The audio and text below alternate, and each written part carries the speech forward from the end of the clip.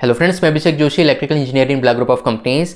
दोस्तों, आज हम लोग बात करेंगे मेगर और अर्थ रेजिस्टेंस टेस्टर के कुछ बेसिक डिफरेंस के बारे में। पिछले वीडियो में हमने देखा था कि अर्थ टेस्टर में एसी वोल्टेज का यूज़ क्यों किया जाता है। उसके पहले के वीडियो में हमने देखा था कि मेगर में डीसी वोल्टेज का यूज़ क्यों किया जाता है। तो ये वीडियोस अगर आपने नहीं दिए हो तो इसे मैं आई बटन में दे रहा हूँ। इन वीडियोस को देखकर आप इनके जो पीछे के कॉन्सेप्ट्स हैं, जो इंटरव्यू क्वेश्चंस होते हैं, इन्हें इजीली समझ सकते हैं।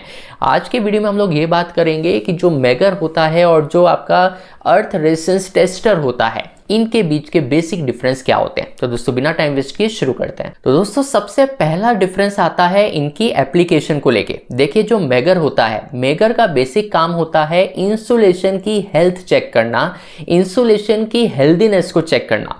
इसका मतलब ये है कि जब भी आप किसी मोटर को मेगर करते हैं, केबल को मेगर करते हैं, किसी इलेक्ट्रिकल पैनल को मेगर करते हैं, तो वहां हमारा जो पर्पस है वो ये होता है कि अगर आपके सर्किट में कोई भी लीकेज करंट है तो वो लीकेज करंट आपका मेगर ट्रेस कर ले। अगर कोई लीकेज करंट आपके सर्किट में फ्लो हो रहा है तो उसको आपका जो मेगर है वो इजीली इंटरप्ट कर सके और आपको ये चीज़ बता सके कि इंसुलेशन जो है आपके मोटर, केबल या इलेक्ट्रिकल पैनल का, वो अब डिटोरिएट होने लगा है क्योंकि लीकेज करंट के ट्रेसेस मिले हैं।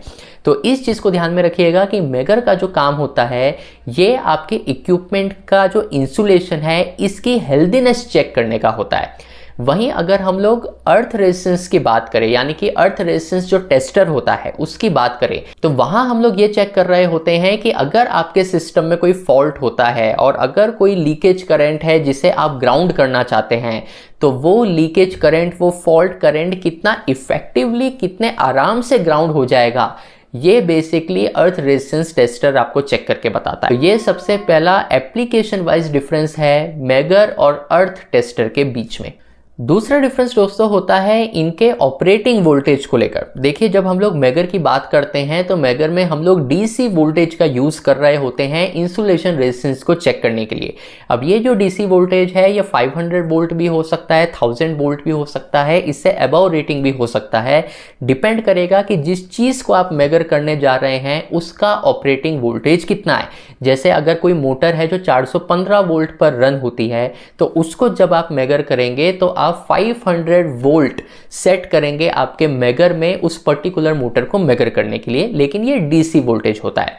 जब हम लोग अर्थ टेस्टर के बारे में बात करते हैं तो अर्थ टेस्टर में एसी वोल्टेज का यूज़ किया जाता है, लेकिन इसका जो मैग्नीट्यूड है ये बहुत कम होता है, यानी कि 10 वोल्ट से 20 वोल्ट के बीच में लगभग अर्थ टेस्टर में ऑपरेटिंग वोल्टेज को यूज़ करते हैं। लेकिन अर्थ टेस्टर में जो वोल्टेज है ये एसी के फॉर्म में होता है, मेगर में जो वोल्टेज यूज़ होता है वो डीसी के फॉर्म में होता है। तीसरा डिफरेंस दोस्तों होता है कि मेगर और अर्थ टेस्टर आपको जो आउटपुट दे रहा है उसमें भी एक डिफरेंस जनरेट होता है। इसका मतलब ये है कि जो मेगर है, ये मेगर आपको high magnitude of resistance measure करके देता है। इसका मतलब ये है कि जब भी आप किसी भी इक्विपमेंट को मेगर करते हैं तो उसकी जो वैल्यू है ये किलो ओम्स में भी मिलती है, मेगा ओम्स में भी मिलती है, गीगा ओम्स में भी मिलती है।